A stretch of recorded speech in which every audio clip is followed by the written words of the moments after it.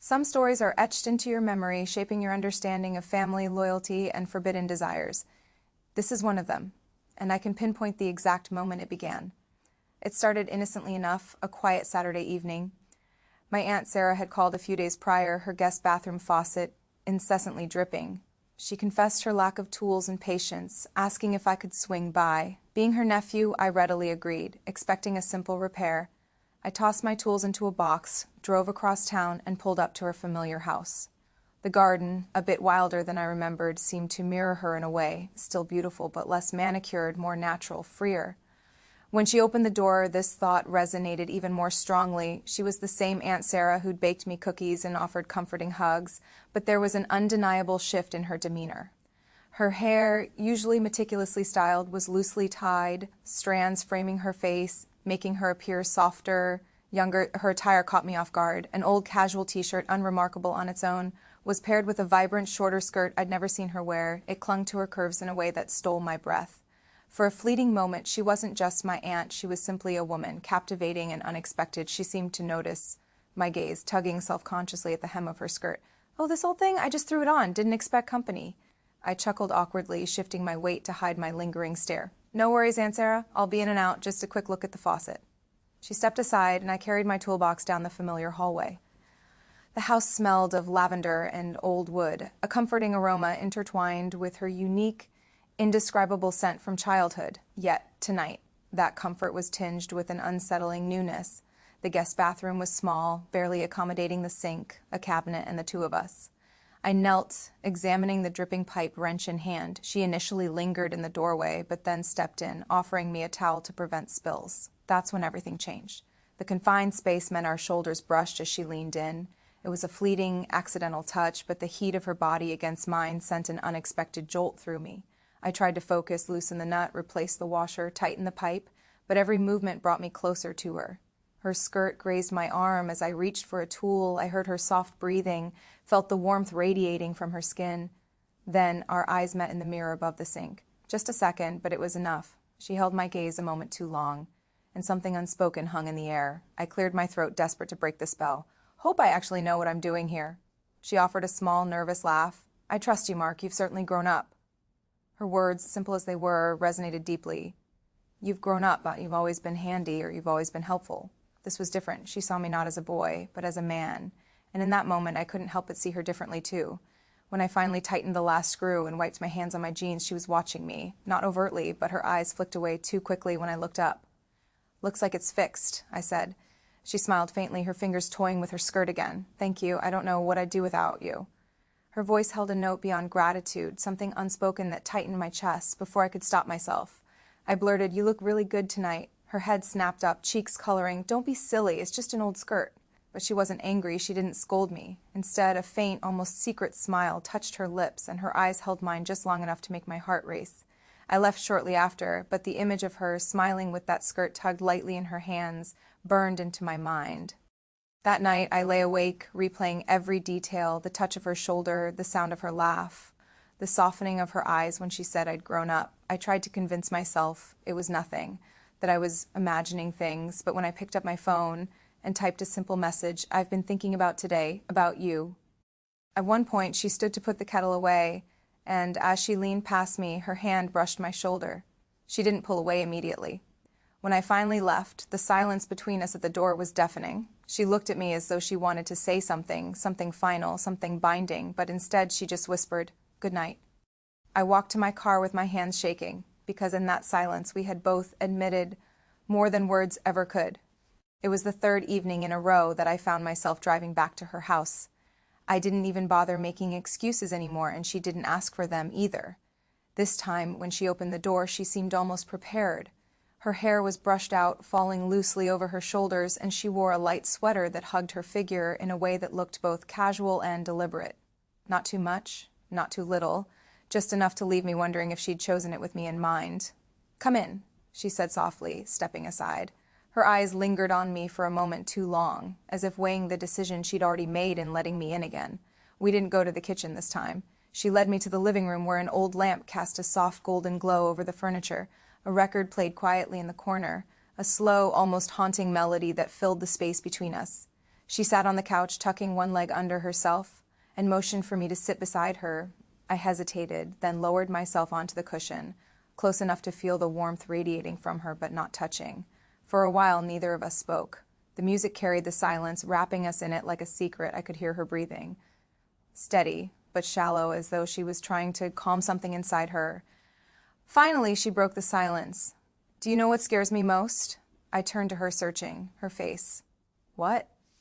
"That this feels natural, like it's supposed to be this way." Her words sank into me, heavy and intoxicating.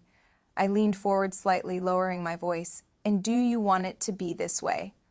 Her eyes flicked to mine, wide and uncertain. "It doesn't matter what I want. What matters is that we shouldn't even be sitting here like this." But she didn't move away. In fact, she leaned closer, just a fraction, just enough that the air between us grew hot and electric. She looked down at her hands, fidgeting with the hem of her sweater. "You know, when you were younger, I never thought about how time would change things. I never thought about the day you'd come back here as a man, not a boy. But now," she shook her head, almost laughing at herself, "now I can't stop noticing." I felt my pulse in my throat. "And what do you notice?" Her lips parted, but she didn't answer. Instead, she looked at me, really looked at me, with eyes that said more than words ever could. Without realizing it, I had moved closer. Our knees brushed, and the contact sent a jolt through me. She didn't pull back. Instead, her hand rested lightly on my leg, as if by accident, but it lingered there just a beat too long. I drew in a sharp breath. "Aunt Sarah." She shook her head quickly, her voice trembling. Don't call me that right now." The room seemed to tilt. The music grew louder in my ears, even though the volume hadn't changed. She was so close now. I could see the tiny flecks of gold in her eyes, could feel the warmth of her breath mingling with mine. Her hand slid away from my leg, but only so she could lift it, hesitating before letting her fingers graze the side of my face. "You're dangerous," she whispered again, but this time her voice wasn't playful. It was trembling, desperate. I closed my eyes for a moment, leaning into her touch. "Only because you let me be." Her breath hitched, "and I don't know if I want to stop." Our foreheads touched then, gently, like a line being crossed in slow motion. My hands hovered near her waist, not daring to settle, waiting for her to pull away. But she didn't. The space between our lips was so small it barely existed. "Tell me this isn't wrong," I whispered, though I already knew the answer. Her eyes fluttered shut, her voice breaking. "It's wrong, but God help me, it feels so right for one suspended heartbeat." We were there, balanced on the edge of everything forbidden, everything dangerous, and then, with a strangled gasp, she pulled back, her hand falling away from my cheek. "No," she said firmly, though her voice shook. "We can't, not like this, not tonight." Her words were final, but her eyes betrayed her. They were filled with longing, regret, and a fire she couldn't hide. I sat there in silence, my chest burning, my hands shaking. And in that silence, I knew this wasn't over. The next time I went to her house, it wasn't about the faucet. It wasn't about chores or errands or family obligations. We both knew why I was coming. We just didn't say it out loud. When she opened the door, there was no pretense. She didn't fuss with her clothes, didn't offer excuses about just finding something in the closet. She looked at me with a softness in her eyes, almost like she was letting me in on a secret. "Come in," she whispered, her voice low, almost shaky. The house was quiet, too quiet, no TV, no clatter of dishes in the kitchen, just silence and us. We ended up in the living room again, only this time the air felt heavier. She poured us both a glass of wine, something I'd never shared with her before. The glasses clinked softly, a fragile sound that seemed to echo too loudly in the silence. She sat across from me at first, but the distance felt unbearable. After a few minutes, she rose, carrying her glass with her, and sat beside me on the couch. I could smell the wine on her breath when she spoke. "I shouldn't have let you come tonight. It's too much." "Then why did you?" I asked. She looked at me, her lips parting slightly, her eyes shining. "Because I wanted to." That confession cracked something open between us. Her hand trembled slightly as she set her glass down on the table. She turned toward me fully, her knees brushing mine, her face so close I could see the faintest freckles across her cheeks. "You don't understand," she whispered. "You make me feel alive, like I'm not invisible anymore, and I've missed that feeling so much." Her words hit me like fire. I reached out slowly, carefully, and covered her hand with mine. She didn't pull away. Instead, she laced her fingers through mine, gripping tightly, almost desperately. The room seemed to disappear. There was only her. The way her breathing quickened, the way her chest rose and fell, the way her lips parted as though she were on the edge of saying something she couldn't. I leaned closer. So did she. Her forehead rested against mine, just as it had before, but this time she didn't stop there. Her lips brushed mine, soft, fleeting, the ghost of a kiss. For a heartbeat, the world shattered. My chest burned, my skin tingled, my heart pounded louder than the blood in my ears. But just as quickly she pulled back, her eyes wide, her breath shaky. "No," she gasped, shaking her head. "We can't. If we do this, there's no coming back. Do you understand?" "I do," I said, my voice raw, "but that doesn't stop me from wanting you." Her face twisted with conflict, desire clashing with guilt. She pressed a hand to her lips as if to erase the kiss that had almost happened, but her eyes betrayed her. They were full of longing, regret, and something dangerously close to surrender. "You shouldn't say things like that," she whispered. "Not to me." "Then stop me," I said quietly, but she didn't. Instead, she reached out and touched my cheek again, her thumb brushing over my skin like she was memorizing the shape of me. Her hand slid down, lingering at my jaw, and for a second I thought she would lean in again. She didn't. She froze, trembling, then pulled her hand back as if it burned her. "We can't," she said firmly, her voice breaking. "We'll lose everything if we cross that line." Her words hung in the air, heavy and final, but her eyes said something else. We sat there in silence, our hands no longer touching, but the space between us buzzing with everything we'd left unsaid.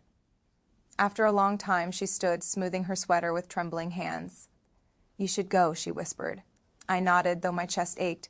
At the door, she hesitated, her hand lingering on the knob. She turned back to me, her voice barely audible. "Don't come tomorrow, please, I need time." I left, but every step away from that house felt like tearing something out of myself because I knew no matter how much she fought it, no matter how much we both tried to resist, we were standing on the edge of something we could never undo. The next morning, I woke with a heaviness pressing down on my chest. Sleep hadn't come easily. Every time I closed my eyes, I saw her face again. Her trembling lips, the fire in her eyes, the touch of her hand on my cheek. And worse, I felt the ghost of what we almost did. When I checked my phone, there was no message from her, none waiting, none unread. Just silence, and that silence said more than any words could. I tried to go about my day, but nothing felt real. The city moved around me, cars passing, people talking, life going on as if nothing had changed. But inside me, everything had. By evening, I couldn't take it anymore. I drove back to her house, even though she had asked me not to. My hands shook on the steering wheel the entire way. She opened the doors slowly when she saw me standing there. Her expression wasn't angry, it was tired, worn, like she'd spent the whole night fighting with herself. "You shouldn't be here," she whispered. "I had to see you," I said. She looked at me for a long time, her hands still gripping the door frame.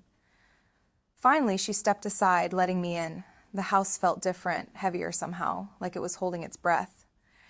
We sat in the kitchen this time, the one place where everything had begun. She poured tea, her movements deliberate, careful, as though she were trying to control every tremor in her hands. When she finally sat across from me, she didn't look at me right away. She stared into her cup, then said softly, "Last night went too far." I swallowed hard. I know. Her eyes lifted, meeting mine for the first time. But I don't regret it. Those words hit me like a wave, relief, sorrow, longing, all crashing together. "I don't either," I said quietly. She reached across the table then, her hand brushing mine, not grasping, not clinging, just a touch, gentle and fleeting. "You've become someone I never expected. And maybe that's the problem, because every time I look at you now, I see more than I should, and I don't know how to live with that." I turned my hand over, lacing my fingers with hers. "Then don't live with it, just feel it." Her lips trembled, her eyes shone with tears she refused to let fall. "I can't," she whispered. "If we let this go further, we'll destroy everything. You, me, the family. Do you understand that?" "I do," I admitted, "but it doesn't stop me from wanting you."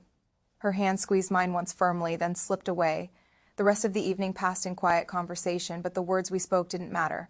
What mattered was what we didn't say. Every glance, every silence carried the weight of what we were holding back. When I finally stood to leave, she walked me to the door. We lingered there, the space between us, thick with everything unsaid. She reached up, her hand hovering as though she wanted to touch my face again.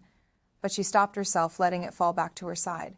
"Good night," she said softly. "Good night," I echoed. I left, but I knew something had changed forever. We hadn't crossed the line, not fully.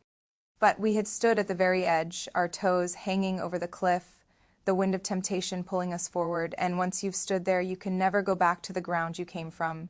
It's been weeks since that night, but the memory lingers, sharper than ever. I can still see her smile when I fixed the faucet, the way her eyes softened when she said I'd grown up. I can still feel the warmth of her hand in mine, the ghost of her lips brushing mine. We never crossed the line, but we both know how close we came. And sometimes almost is heavier than anything real. Almost can haunt you longer than yes or no ever could, because almost is what keeps you awake at night. Almost is what lingers in your chest, in your hands, in the silence of an empty house. Almost is the story you can never tell except here.